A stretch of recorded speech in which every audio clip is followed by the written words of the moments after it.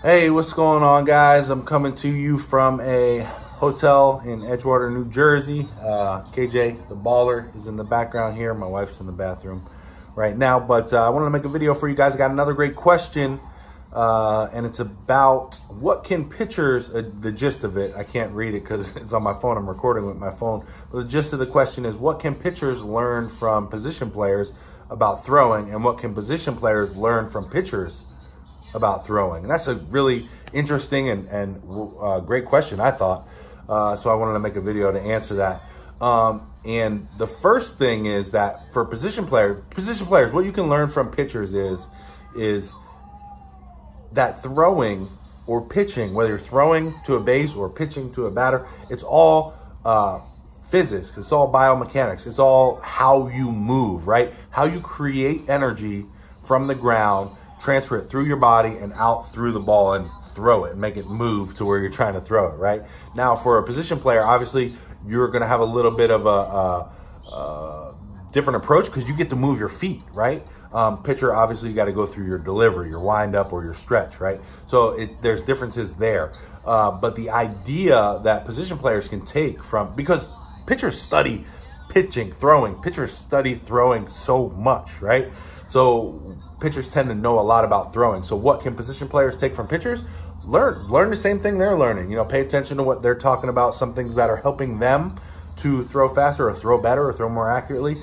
Listen to those things because they usually have a better understanding of the throwing than position players, because I feel like position players don't really study it too often. They work on fielding the ball and stuff like that, and don't really work on velocity too much besides in the gym or off of the field stuff, which is good. It's definitely needed and very, very important.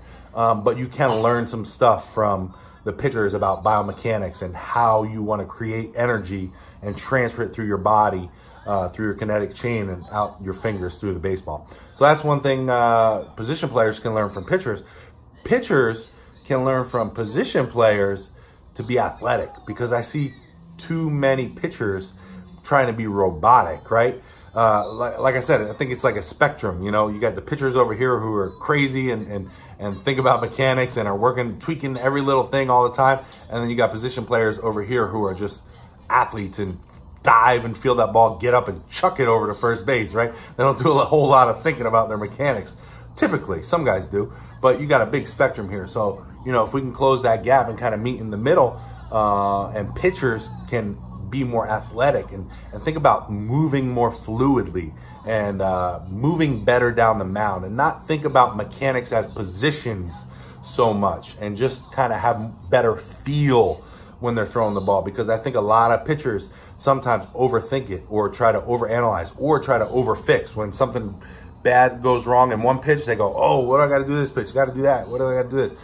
You know, you don't see a shortstop doing that, right? When a shortstop feels a ground ball and he makes a bad throw in the dirt and the guy's safe, he's like, ah, dang, you know, I gotta get the next one. And he doesn't do a whole lot of thinking about how he's gonna release the ball or he's gonna twist his body or anything. No, he's just like, all right, I gotta get this next one.